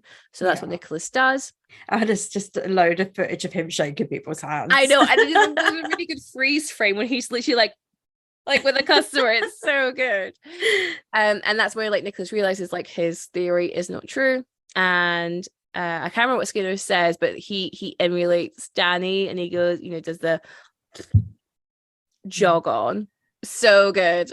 Like again, like we're seeing seeing Danny's influence on Nicholas more and more as the film goes on. But unfortunately, this isn't it. Like these were just accidents, right? Skinner didn't murder these people. There's no proof. There's no evidence. And poor Nicholas really starts to like lose faith. You know, we see him like downing glasses of wine back at the hotel. He's in the car with Danny. He's eating a cornetto. So again, like, this is the first time we're seeing him eat quote unquote junk food. Yeah. He is letting himself go. And I'm using air quotes here. They go back into the shop. No, sorry, they go back into the shop first, and you hear that. Yeah, catching those killers. And then he goes, "It's just the one killer, actually." And then he kind of has like a sort of epiphany. And that's it. So he's eating a cornetto while ruminating that phrase, killers. And he's like, "That's the station." And Danny gets brain freeze, and they go, and he's like pulling down the blinds. So Frank's, he's like, "There's more than one. There's more than one. There's more than one killer." And he's like, "Okay." And, you know, he says something like, "Oh, you sound so much like your predecessor, Sergeant Popwell." Like, you know, this job really does take it out of you. You know, take some time, take some, you know, rest up. You know, we'll deal with it tomorrow. If you still feel that way, we'll deal with it tomorrow. So Nicholas leaves. He goes back to the hotel, and he is attacked by Michael. So this is real. And Michael's the one with the cloaked figure on, I should say. Like, he's got the cloak on. So again, like, as an audience, you're like, "Oh my God, it's been Michael this entire time," you know? There's a big fight. Yeah, so they have the fight. He like distracts him with the cuddly monkey. His playtime's over, smashes him over the head with a peace lily. And then there's a walkie-talkie. We can hear Skinner say, Michael, is Sergeant Angel dealt with? Like, are you there? Is Nicholas, hasn't the threat of Nicholas been removed, or whatever he's saying? And that's when Nicholas takes it, going, "Yarp," and he's like, he's not getting back up. Narp? Narp. Good. It's at the castle. So that's when he leaves a voicemail for Frank saying this shit is blown wide open. Skinner just sent Michael to attack me. The part of the meeting in the castle, I'm going there, like, meet me if you can. And that's when Danny comes in. And Danny's like, oh my God, what's just happened? And he's like, oh, like it's all going off. Like, they're going to the castle. I'm going. What do you think Danny was coming to the room to say before he saw the carnage? Probably just to, I don't know. Probably, I don't know, maybe to apologize for running off. Maybe, I don't know, just to sort of talk things through, maybe. Yeah, I think it's what I hope it's more to talk things through. Yeah. It's interesting because then when we get to the castle, and that's when we see the entire of the NWA all have the cloaks on, all have walkie-talkies, all have torches under their chins. They're chanting in Latin, which I understand means like for the good of the community or something like that. And they are talking about how they have succeeded. Sergeant Angel has been dealt with. Joyce will go into his hotel tomorrow and find that he is like, was it fallen on his razor? I don't remember, actually. Oh, I don't remember, actually. A staged death made to look like an accident in the bathroom. And they mention how the Village of the Year judges arrive tomorrow, so it couldn't have come quick enough type thing. And then that's when Nicholas makes himself known, and we understand why all these people have died, So for Martin Draper, Martin Draper, that's the wrong person. We've got Martin Blower, terrible actor. Yeah. Eve Draper, annoying laugh. Yeah. Annoying. George Merchant, terrible house. Yep. Tim Messenger, terrible journalist, spelling mistakes, tabloid journalism in their local newspaper. And then Leslie Tiller, which I actually think has the most prominent motive, actually, is they didn't want her to use her florist skills, her horticultural skills, in another village because they wanted them to herself, so they had to kill her. Yeah. Even one of our own. Yeah, exactly. He says one of your own, and that's like, that's I think for me that's like the harshest one. The others are obviously funny, but like that's actually the meanest like motivation. Like you didn't want her to like expand, didn't want her to leave the village. And then that's when Frank comes in, and he says that Frank lost his wife Irene because when she loved Sanford more than anything. She prided herself that Sanford would win the Village of the Year awards. And then one year, when just before the judges came, a crew of travelers came through, set up camp, and he uses like some real bad slurs in this moment. Again, it's very off the time, but it says, basically, they lost that year because of the traveler community moving in. And it drove her to a point of, I guess, like heartbreak, a place that she couldn't get back from. And she kills herself because of this. And because of that, and I guess his own grief, he has vowed that they will never lose that title again, to the point where they will happily murder people who stand in their way. And that's when Michael comes and grabs him on the shoulder, like to restrain him. And Danny grabs his other shoulder.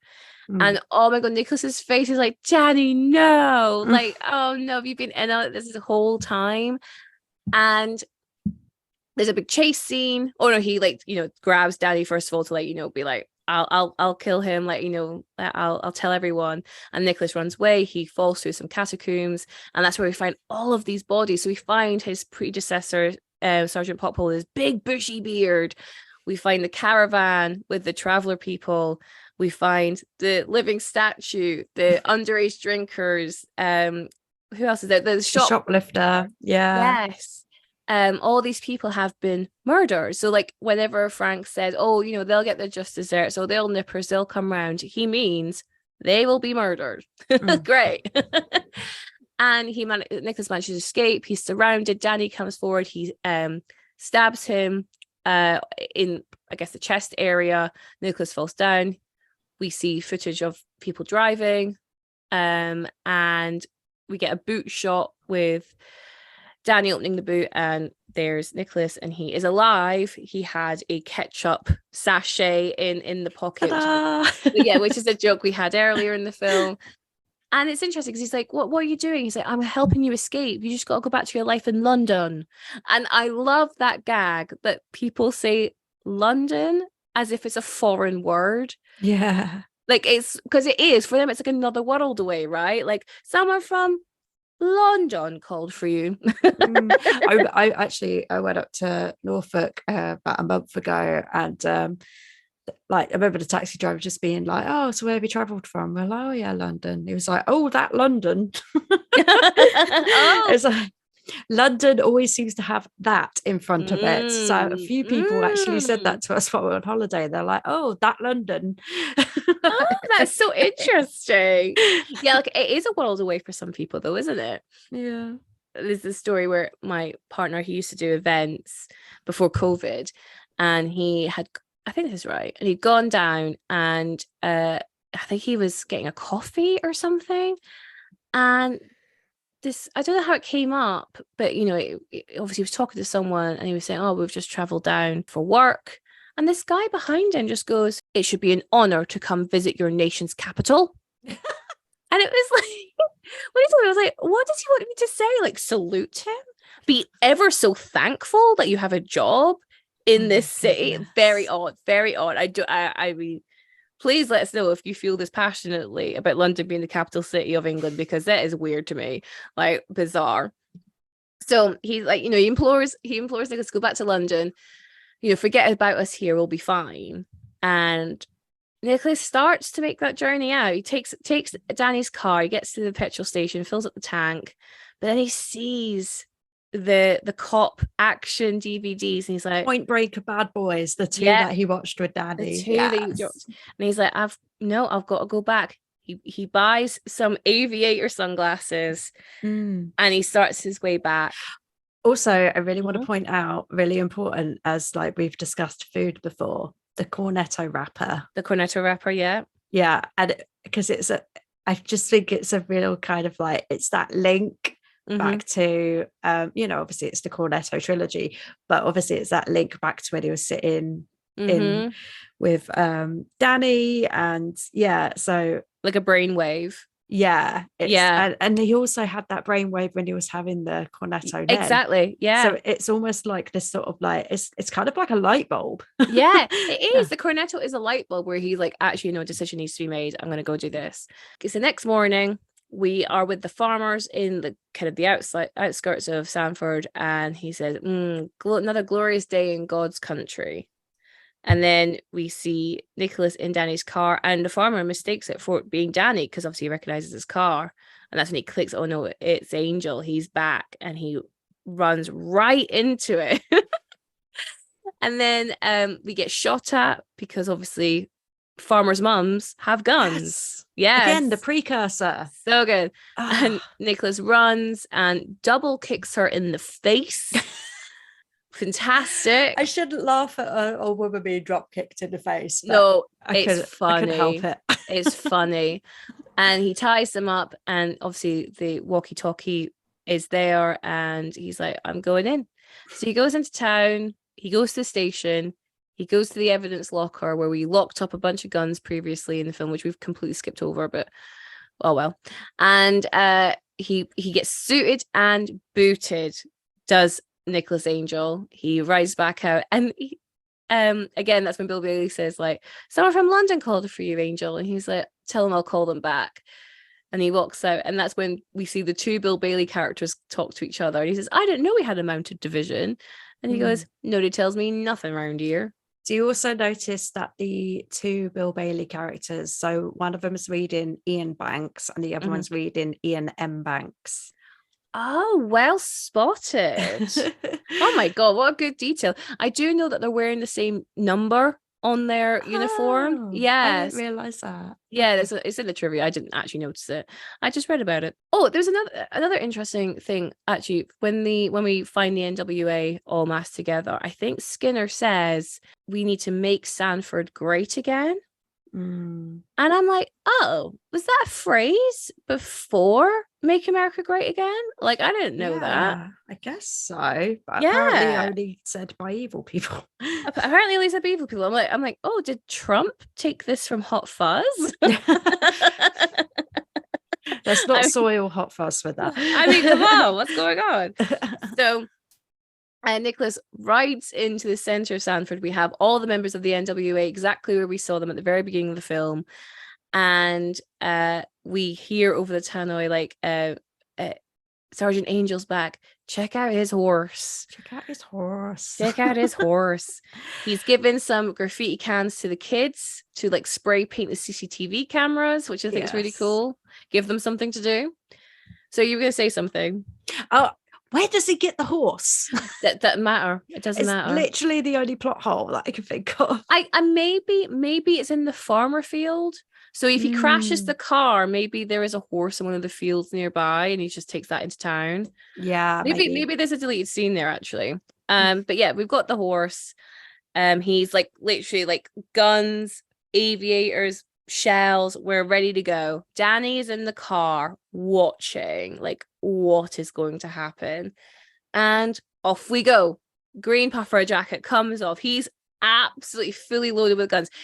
The woman on the bike, her basket comes off. Basket. Yeah, you've got guns in there. Everyone has guns. Every single person has guns, and everyone is packing. Everyone around here is packing.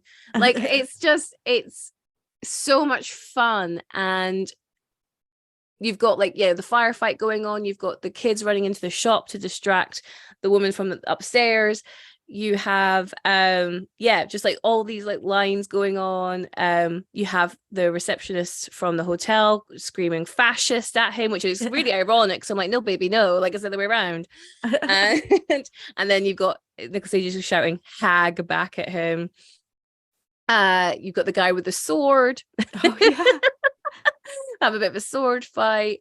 You've got the actors from the cadaver from Prime Suspect and the extra in Straw Dogs. They get hit by something, and then Danny comes in and he also like gets a gun. Oh no, that's it, because he knocks the woman off the bike. Right? So it's the moment where the woman on the gun, she's like no hands on the handles. No. She's both like firing off with both hands, and she catches Angel in the shoulder, and it's the moment that she catches him in the shoulder, and that's when Danny reacts with the car door and knocks him off the bike, because he's like, I need to intervene now, because beforehand he's just watching Angel in awe, just like, oh yeah, and then he's like, oh hang on, he actually needs help. I need to assist, I need to be his partner.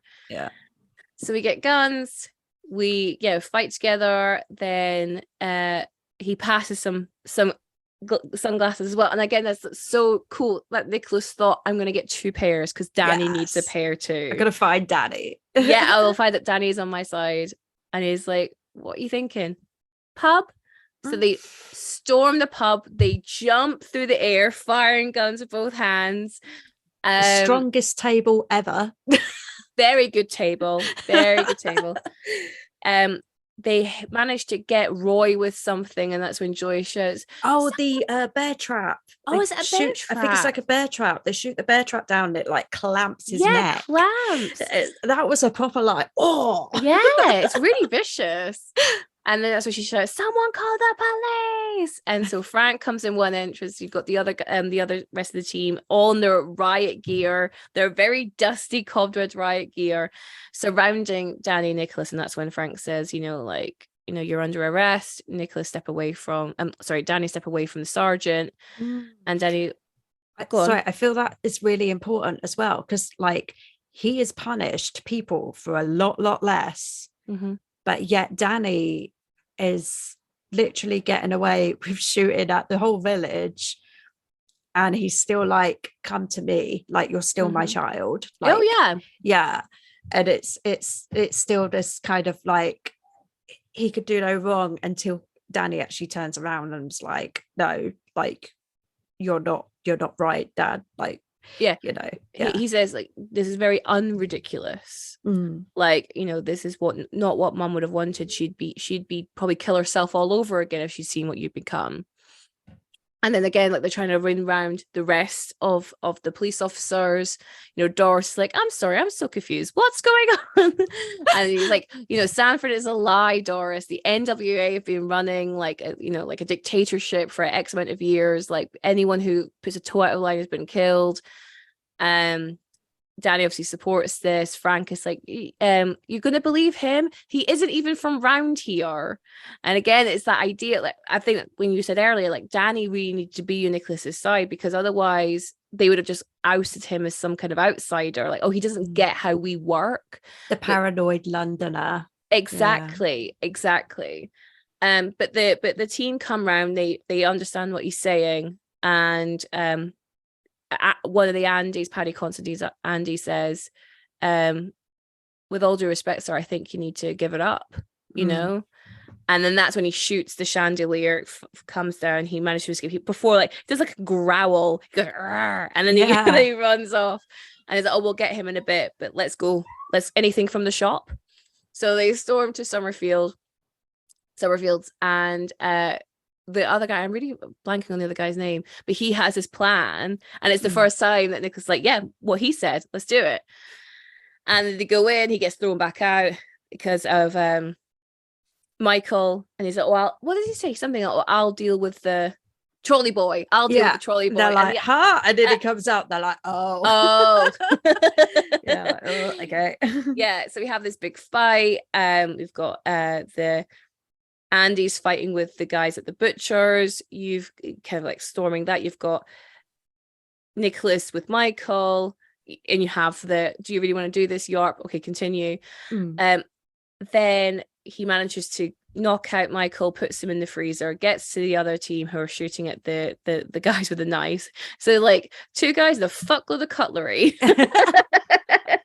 Oh, and when the bolognese, when the sauce gets hit, and the other Andy's like, Andy, no, it's like, it's all right, mate, it's just bolognese. And then, then go on. So then they manage to defeat the guys by the butchers, and that's when the other woman comes through screaming. There's such a trope in cinema where, like, when women want to attack, they run towards or attack the person they want to attack and scream. I'm like, that's so stupid, why would you do that? And obviously Doris sees it a mile off, hits her with the wet sign, she goes flying.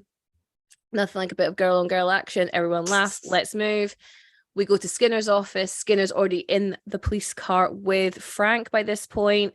How do we catch up? Skip. They jump into the skip. They start running. Oh God, what does Andy say to Nicholas? Angel, don't go being a twat now. Oh yeah, I wouldn't give you the satisfaction. And Andy's face, just this like real like yeah. It's so funny. I love it. I love the Andy so much. Oh my God, yeah. No, that's so good. Absolutely. So that character is played by Kevin Eldon. TV stuff. I'm so sorry. Okay, there we go. Sergeant Tony Fisher. Tony. You don't really say his name in the film. No, they really don't. Yeah, anyway. Sorry. No, it's fine. So Tony's our guy. Anyway, so yeah, we get in the car chase. We have a car chase. We have Danny and Nicholas in one car. We have Skinner and Frank in the other car. We're shooting at each other. It's bang, bang, bang, bang. Apparently, Timothy Dalton said that this scene was the most fun he's ever had shooting a scene. Nice. He had the best time. And I love that for Timmy D. You have fun. Then we get to the model village. Yes, and I think again, call back to that. You want to be a big cop in a small town, fuck off to the model village. And here we are, and there's a little ginger kid there just in awe of this car going over the top of him. We get the swan. The lads pick up the swan. Yes, we've solved a crime, who is so important as well, because without that swan, we wouldn't have got Frank. Exactly. The Swan is MVP. He's the most valuable player of the film. And so, so we have the big fight between Nicholas and Skinner. Get out of my village. He's like, it's not your village anymore. And then eventually he goes after the Nicholas and the kid, I guess. He trips on a Summerfield lorry and falls on the church spire right through the chin. What a look. It's such a good scene. It's so much fun. The water of the fountain's been hit, so everyone's getting drenched. In this time, Danny's got his dad out of the car, and that's when Frank pulls a gun on his son. And you're like, Frank, you silly bastard. Like this started because you lost one of your family members. Are you going to end it in the same way? And he runs off. Oh no, is this where like Danny bites? Does Danny bite his dad? He bites him, yeah. Yeah, he bites his dad, and Frank runs away, and he pulls his gun to shoot at his dad, but he cannot do it. So he fires his gun into the air and he loves him so much. So Frank gets in the car, he into Danny Nicholas' car, I should say, drives off, but the swan's in the back, like we were saying. Swan attacks, crashes into the tree. Helicopter overhead. Yes. We're like Bad Boys 2 moment. And then it comes down. We realize we have Martin Freeman, Steve Coogan, and Bill Nye from the very beginning of the film. They've come to beg for Nicholas to come back to London because it's all gone to shit without him being there. And he's like, oh, well, I'd actually rather stay. Also, we've got a load of paperwork to do. Yeah. So we go back to the station. Everyone's doing paperwork, and oh god, the Andes are like, oh my god, we're going to be here for hours, and like, yep, we're here all night. But everyone's happy to do it. Everyone's like, no, this is the right thing to do. We need to be doing the paperwork. But they're also being silly, like the trash cans being kicked at people's heads again. And Danny also says the thing about I can't remember what they say to Doris, like policewoman, and it's Danny that says actually the correct vocab is police officer. Yes, and they're like, ooh. Yeah. And I think like Nicholas makes a joke, like a misogynistic joke, but like in jest, and everyone like cheeky bastard, like everyone laughs again. And again, it's real. Nicholas is one of them now. Like he gets the humor, he makes the jokes, but then he's also elevated their own standards up. So this is really beautiful, like almost like family moment that everyone's like, yay, working together really well. And then the head of the NWA comes down. He's been in the station the entire time, obviously watching the events unfold. He has this really vintage shotgun, and he fires at Nicholas, and Danny jumps to save him. Yes. Oh my god, what a brave Danny, right? Brave Danny. And then he managed to throw the trash can at the guy's head. He falls into the evidence room, hits the sea mine that we found earlier in the film, knocks it, it explodes. Of course it explodes. The entire station's been blown apart. All of the people we need to care about are still alive, including the dog. Yes, the dog is just like on like what's left of a window, just like, what's going on? What's going on? Danny has somehow landed on top of all the rubble. I know. He's on top of the rubble. It's all good. It's fine. But, we'll get through this. Stay with me. We get a title card saying 1 year later, and I almost like the first time I ever watched this, I was probably like, no. So yeah, we get 1 year later. Nicholas has got a bouquet of flowers, and he heads to the graveyard, and we see that he's come to see a gravestone which just says Butterman. And then that's when Danny comes in, and we actually realize it's Danny's mum's grave, Irene Butterman. And they head out. They get in their really swish new police car, right? And we hear Doris over the radio say, like, is anyone by the church or something? There's some hippie looking types. And they're like, yeah, Doris, we're on it. And like fire up the roof. And then they turn on the blues and they screech round, and that's it. They head off, and then we get the emblem Hot Fuzz. Bullet, all done. We're out. Yes. That is Hot Fuzz. Lovely bit of Supergrass as well. Yes, there you go. So Hot Fuzz is, for me, a fantastic comedy. And I think there's some like parts that really date it, like make it 2007, but I don't think it's like, when we get a lot of these like comedies that come out and we're like, oh my god, we should not be watching that anymore. Like I think of like Little Britain, for example. It does not fall into that category for me at all. No. Like it's one of those things where you're like, oh, it varies over time, but it's not, for my money, and maybe this shows a bit of my own privilege, I don't think it's offensive. Yeah, no, I think because if it was like, so in terms of fat representation on film, if we were looking at like when the Andes call Nick Frost tubby, Mm-hmm. in that same scene, they've literally just been giggling at the word skid marks. Mm-hmm. They're childish and obviously a little bit of bullyish and stuff like that. So it almost makes sense coming out of their mouth. Whereas if Nicholas Angel was fat shaming, it would be like kind of like, ooh, what's this? And I think, but then that's before the Andys kind of grow and kind of get onto side, and they become like a team and stuff like that as well. And I feel like and like the growth of Danny as well. And I just think it's a very self-aware film. And I don't think anything that's maybe sort of offensive is actually like, I mean, you could tell me off if you want, but as bad as it could have been. I think they kind of I think it's kind of done in a way that actually represented society at that time and reflected it, and also kind of told it off a bit. So I think it's like an interesting, you mentioned it as well with Michael's representation, this idea of like, representing society at a time, and that's a good thing. But the media has a really interesting place in this where it has to reflect society, but it also feeds society. So yes, okay, so representation is actually at that time in 2007, people might have openly have called Nick Frost or people who look like Nick Frost tubby in the workplace, but it doesn't make it right. no. And so and media like this encourages that behavior. So like our representation is really formed by not only just what we see in public, but what we see the media also reinforce. So it has this real fine line, or actually it has a decision to make. It has a decision either to accurately reflect how people are treated in society, or it could present a different way of how we treat people in society. And that's the whole conversation of representation, right? So in 2007, I always put like a caveat when we do like these older films where like representation, and especially fat representation, was not at the forefront of people's minds. Yeah. And I think, Nick Frost, who has always been a bigger character, has always used his body to accentuate the jokes that are being made, or like the physical comedy aspect. I mean, you do you, that is your body. You're allowed to do that. And obviously I'm assuming he doesn't have any qualms around that.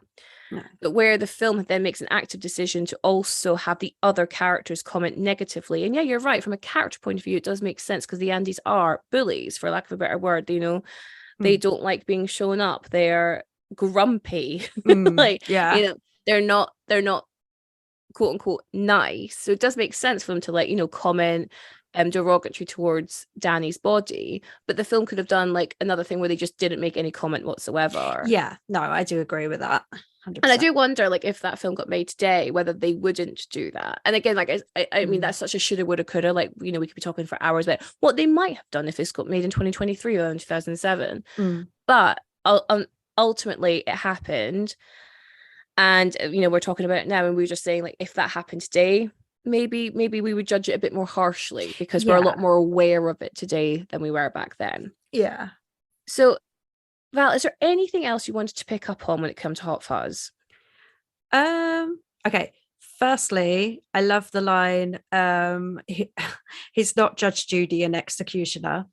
Oh, I know. So good. He's not Judge Judy, an executioner. Oh, baby. Just and also just like the mishearing of words as well. Like when we first hear about Blower and Draper, Sean, excuse me, Nicholas wakes up and says decaffeinated. Yeah, decaffeinated. Because they probably never had to say decapitated before. You know what I mean? Yeah. Oh, bless them. But I think overall as a film, 2007, I think it was I think it's very self-aware. I think it's quite it's a brilliantly written and edited and thought through film, and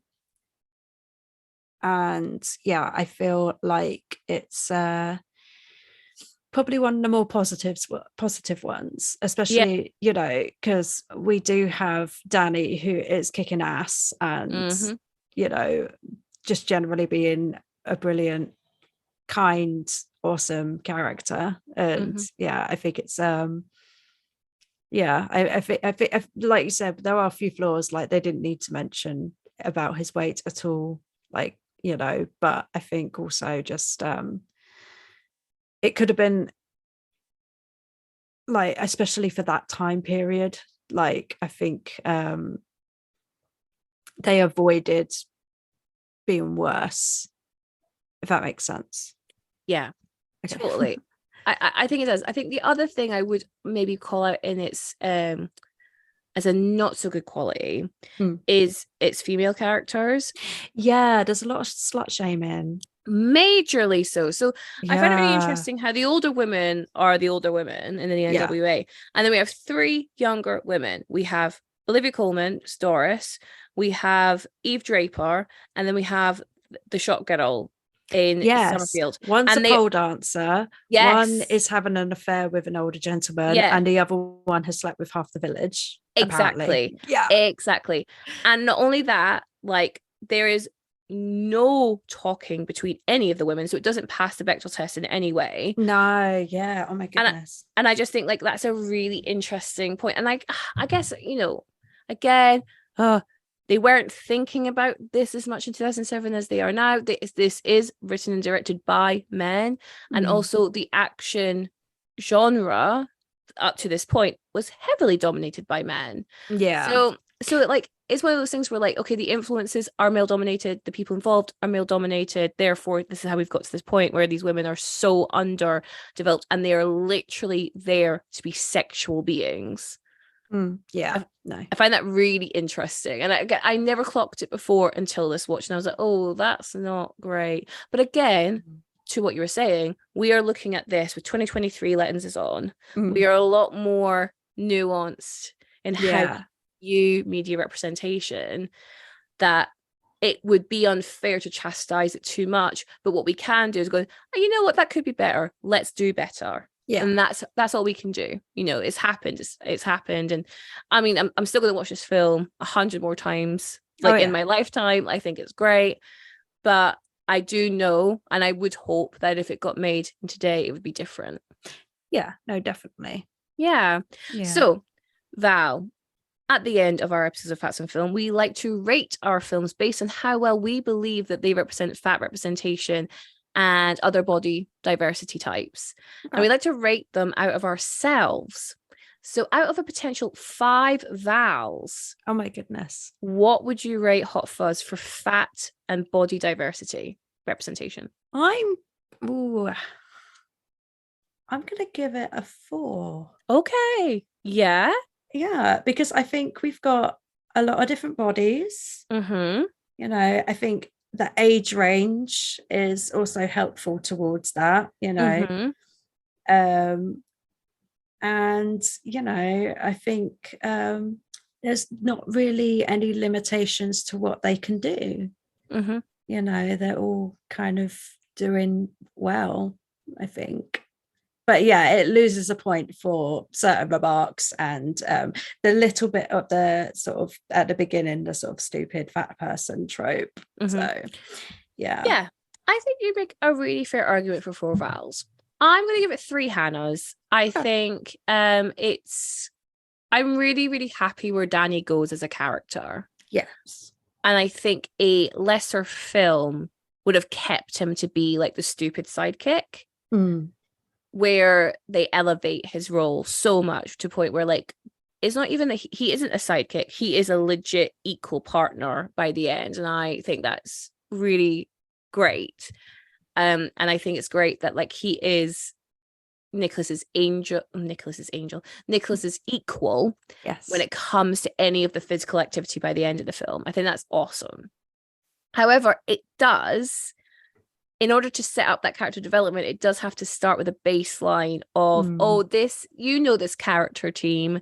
This is your fat, dumb character that you've seen time and time again. He's incompetent. He's childlike. He's food obsessed. Like, we see him eating a lot. He asks to go to shop a lot. Like, they really do set that up in order to switch it. So I understand why, but I don't know why it needed to be so heavily handed in the beginning. Yeah. And then at the same time, though, like, I think across the whole piece, I mean, I'm not overly thrilled that a lot of the media around this was around Simon Pegg losing a lot of weight. I think it's still happening today. But my hope is for the future we move away from even giving a flying fuck about how much weight people lose or gain for roles. Like, it just shouldn't be a talking piece. Like, people's bodies are their bodies. Like, leave them alone. Like, we're so much more interesting than that. And I get, but that is very much of the time, and it still does happen now. Don't get me wrong, but I think, like, it's one of those things where, like, 2007, they really didn't think about it then. We are thinking about it more. When it happens now, I give it much more of a side eye, because I'm like, no, we don't do this anymore. Like, no one wants to hear, I'm trying to think of an example. It was a bit more recently where, like, our Pats, like, became Batman. He had to, like, exercise X amount of times a day. He had to gain X amount of muscle. Yeah. Or there's a video going around as well. I can't remember what actress it is, but she's in a superhero movie and she's got, like, weights on her head, and she's doing, like, sit-ups with the weights on her head, and it was like the extreme exercise that they make them do to be able to have these roles. Also, I just want to add as well, like, I think in Hot Fuzz, Danny's agility is what, once he gets going, he kind of gets into practice, because obviously there's not a lot been happening before, and then when things are happening, and he's keeping up, he's on it, he's direct, and I think, like, because I mentioned before that I'm a wrestling fan, and I think sometimes, like, there's also this shaming in wrestling and stuff too, but there's also, like, these bigger wrestlers who people are always really shocked at how agile they are when they're flying through the air, and when they're running, their cardio is actually better than a lot of the people who would be deemed, air quotes, fit. And it's like, body type doesn't, like, if they're healthy, it doesn't matter what size they are, they're just healthy, so what is, like, so he's just, I think it's really cool to see him, like, just being a healthy, brilliant police officer. I agree. I think, like, it's interesting, isn't it, because we know, like, most people know that, maybe they don't actually, maybe I'll say something because that's my own privilege because I'm in this world, but, like, if you look at Drag Race, for example, think about the amount of bigger plus size queens you see that can death drop, that can do the splits, that can dance, like, like nobody's watching. Like, oh my God, Lala Ree recently tore the house down. There you go, her. right? So, like, it's body size doesn't equate to fitness or agility or physical levels, the same way that body size doesn't equate to health. And even on that, you do not need to be healthy to be to be given respect. So, for example, you can be bigger and be unhealthy, whatever unhealthy might mean to you, but you still deserve to be treated with respect. You still deserve to be treated with dignity. And I get it a lot in my socials, because I put myself out there, where I literally had someone say, like, I'm fine with her size as long as she's healthy. And I'm like, why? What does that even mean? But seriously, oh my God. But why? First of all, why am I wanting your approval, random stranger? Sorry, are you my doctor? No, go no. away. But secondly, like, why is that the gauge of why or not you think I'm okay to exist? Because sometimes health conditions are, the cards are dealt before you're born. Or something might happen, or you might develop some of the health concerns could be completely out of your control. Why are you deeming it whether or not you respect me as a person, or whether you allow me, because apparently I need your permission, to exist. Yeah. No, that's crazy. I mean, like, it's so stupid. I mean, you were saying about developing stuff. I actually developed asthma while living in London. I There you didn't have go. it before, you know. There you go. Yeah. And like, so I can be going up the stairs and I'll be completely out of puff before anybody else. They're like, are you okay? And I'm like, oh, I forgot to do my inhaler this morning. Because I often forget to do my inhaler. I usually remember when I'm brushing my teeth and I'm like, because you're supposed to do your inhaler before you brush your teeth. Oh, I did not know that. Yeah, apparently it causes oral thrush. I've never let it get to that point. Wow, does that know? Oh my god, learning so much. So, but yeah, I mean that's just one of the annoying things about London, sadly. Hopefully we're moving back to the country, so nice. Hopefully I'm hoping that my lungs get back to normal. No. Thank you so much, Val, for joining us on Facts on Film and talking Hot Fuzz like into the ground. I feel we really went in deep and like talked about it and our memories associated with this film, because it is one of those films in the UK where I think everyone has seen it. Well, it's always on ITV2, so literally it's always on ITV2. That and Casino Royale or Skyfall. That's it. That's all you get. So please let me and the listeners know where they can find you and more of your work. Oh my goodness. Okay, so I write for Ghouls Magazine and I've got a couple of pieces up there and hopefully some more in the future. And then I am on Twitter at metal_circus. I'm on Letterboxd as Misfit Sister, which is actually one of my favorite books called Misfit Sisters. It's about females in horror. So yeah, read that. I am on Instagram, but that's generally quite personal. So you can stalk me on Instagram if you want, but I'm not giving that away. No, that is absolutely fine. I don't really put any like writing stuff on there. So absolutely. So Twitter and Letterboxd is where you can mostly find Val. And I'll make sure I have the links to her connections, her socials below. Yes. And the lovely listeners can find the podcast at Facts on Film on Twitter and Instagram, and they can find myself at Queen Bee Says on Twitter, Instagram, and TikTok. Thank you so much for listening, everyone, and I'll see you in the next one. And remember to stay fat. Yeah.